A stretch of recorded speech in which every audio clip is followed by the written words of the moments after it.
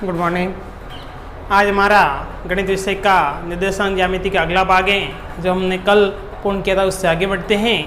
कल हमने विभाजन बिंदु के द्वारा निर्देशांक ज्ञात किए थे और आज हमारा उसी के दौर में अगला प्रश्न है बिंदु 5,3 और -3,-2 को मिलाने वाला रेखाखंड x अक्ष द्वारा किस अनुपात में विभाजित होता है।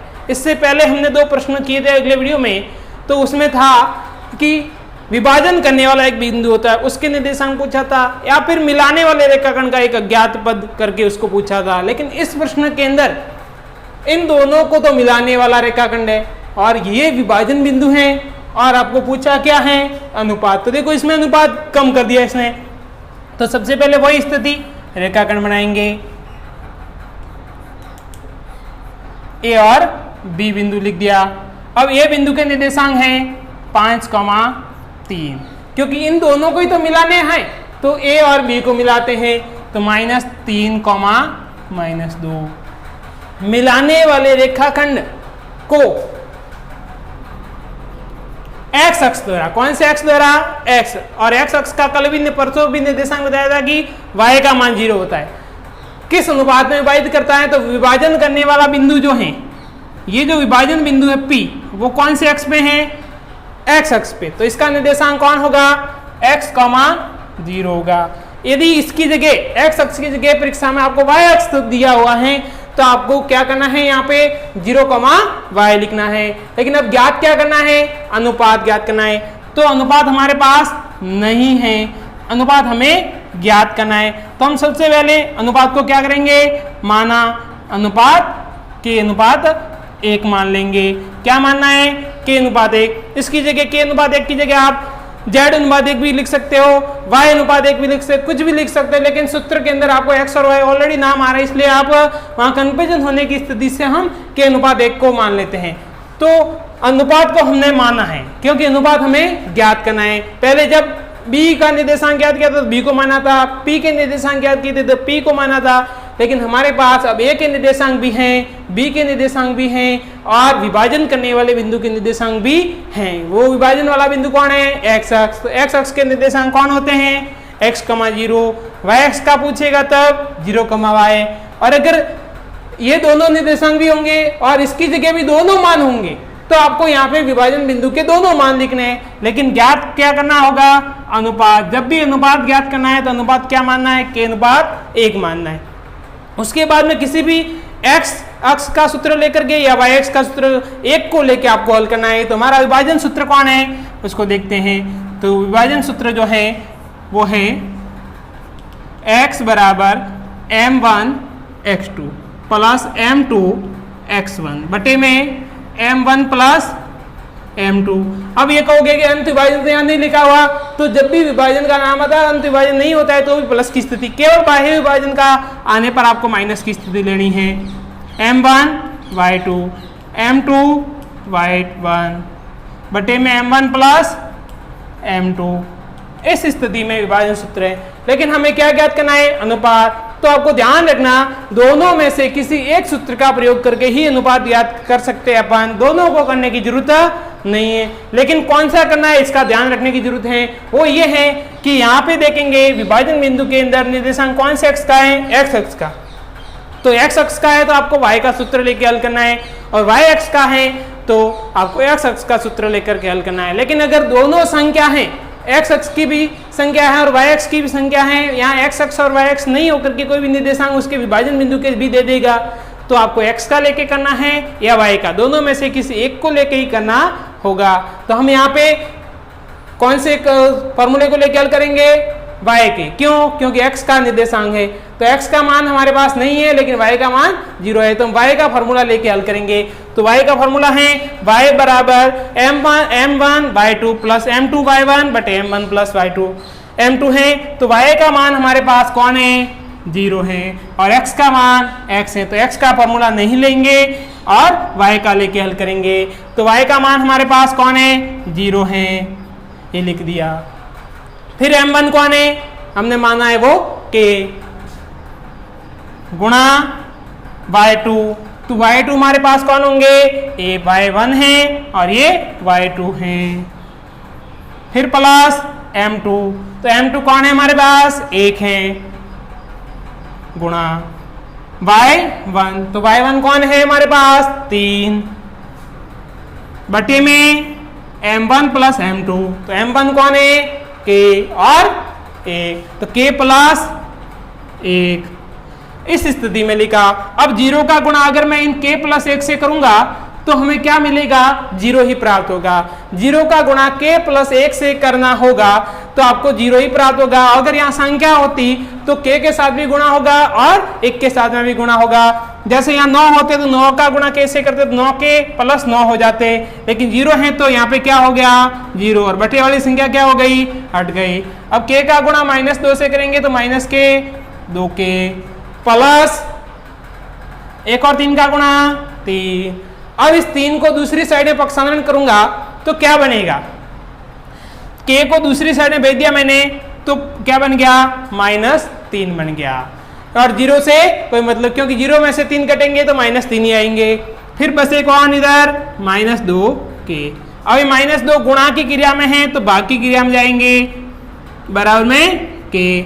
अब दोनों माइनस हैं तो ये प्लस की स्थिति हो जाएगी और ये सरल नहीं होते तो 3/2k। इसका अर्थ ये हुआ, अर्थात 3:2 होगा। कौन सा होगा, 3:2, क्योंकि k का मान कितना आया है, 3/2, अर्थात 3:2। तो x अक्ष उसको कौन से x अनुपात में विभाजित करता है, 3:2 में विभाजित करता है। बिंदु 5,3 और -3,2 को मिलाने वाले रेखाखंड को x अक्ष कौन से अनुपात में बांट रहा है, 3:2 में बांट रहा है। तो आपको समझ में आ चुका होगा कि जब दोनों निर्देशांक होंगे और विभाजन वाले निर्देशांक भी दिया हुआ होगा तो पूछेगा क्या परीक्षा में, अनुपात पूछेगा। और अनुपात देगा और दोनों निर्देशांक देगा बिंदु के, रेखाखंड के, तो पूछेगा कौन, विभाजन बिंदु।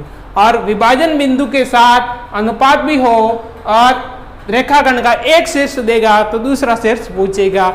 इस टाइप के 3 प्रश्न हम कर चुके हैं, लेकिन अनुपात जब भी ज्ञात करना होगा तो आपको किसी भी एक फॉर्मूले की सहायता से ही हल करना है, दोनों को लगा के हल करने की जरूरत नहीं है।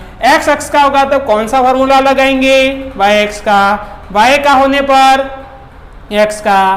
क्यों, क्योंकि x की जगह 0 लिख सकते हैं, y की जगह 0 लिख सकते हैं। अगर दोनों संख्या हैं तो x का लेके करो या y का लेके करो, k का जो भी मान आता है वो आपका क्या हो जाएगा, अनुपात हो जाएगा। तो हमने सबसे पहले अनुपात क्या माना था, 3:1, k:1, तो हमारा अनुपात कौन सा प्राप्त हुआ, 3:2। अतः रेखाखंड को x अक्ष कौन से अनुपात में विभाजित करता है, 3:2 में। इस प्रकार से अनुपात हमने ज्ञात किया। इसके बाद हम अगला प्रश्न जो हल करते हैं वो मध्य बिंदु का करते हैं, जो देखेंगे।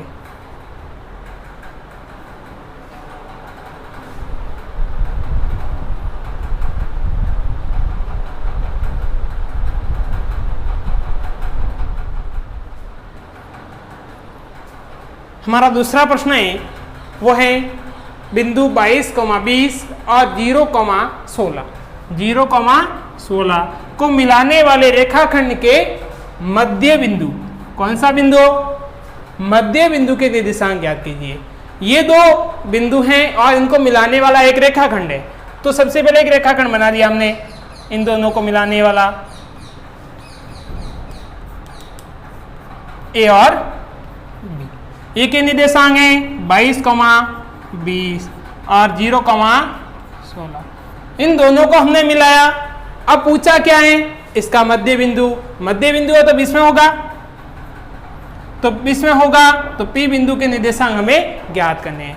इसमें अनुपात नहीं है, लेकिन अनुपात आपको पता भी हो सकता है कि अनुपात कौन सा होगा, क्योंकि मध्य बिंदु है तो आपको पता है इधर भी एक अनुपात होगा, इधर भी एक अनुपात हो गया, क्योंकि दोनों साइड से क्या हो गया, बराबर हो गया।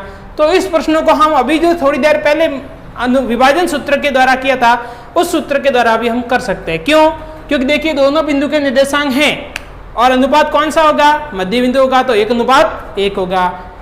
इधर का भाग भी 1 अनुपात में होगा, इधर का भाग भी 1 अनुपात में होगा। क्यों, क्योंकि मध्य बिंदु है।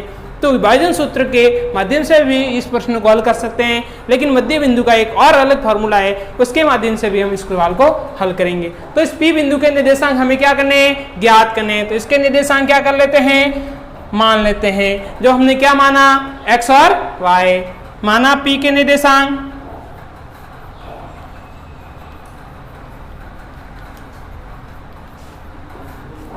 x और y हैं। अब इसके बाद में मध्य बिंदु के निर्देशांक हमें x और y जो है प्राप्त हुए हैं, ज्ञात करने हैं। दोनों निर्देशांक दिए हुए हैं। अब मध्य बिंदु का फॉर्मूला क्या है उसको देखेंगे। तो मध्य बिंदु सूत्र जो हमारा है वो है x बराबर x1 प्लस x2 बटे 2 और y के लिए है y1 प्लस y2 बटे 2। तो हम इन दोनों सूत्रों के अंदर मान रखते हैं। तो हमारे पास x1 कौन सा है और y1 कौन सा है, तो ये x1 है, y1 है, x2 है, y2 है। ये दोनों बिंदु के निर्देशांक होंगे, वही x1 और x2, y1 और y2 होते हैं। x1 y1, x2 y2, ये मान हम इसमें रखते हैं। देखेंगे तो x1 का मान कौन है 22 प्लस x2 का मान कौन है 0 बटे 2।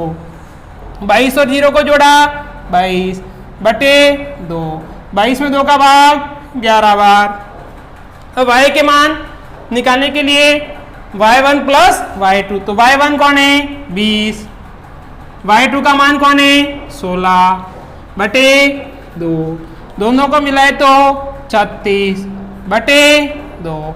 दोनों का भाग लगाएंगे तो कितनी बार गया 18 बार। तो ये हमने x का मान भी ज्ञात किया और y का मान कौन से सूत्र द्वारा, मध्य बिंदु सूत्र द्वारा। इसी प्रश्न को हम अगर विभाजन सूत्र से करते तो अनुपात कौन सा था हमारे पास 1:1 होगा, लेकिन मध्य बिंदु से करेंगे तो x1 प्लस x2 बटे 2, y1 प्लस y2 बटे 2 के माध्यम से हम इन दोनों बिंदुओं का मध्य बिंदु ज्ञात कर सकते हैं। अब इसका एक प्रश्न और परीक्षा वाला बना सकता है, वो ये बना सकता है कि आपको ये जो रेखाखंड है इसके अंदर ये बिंदु के निर्देशांक वो दे देगा और आपको मध्य बिंदु दे देगा और आपको रेखाखंड का दूसरा शीर्ष पूछेगा।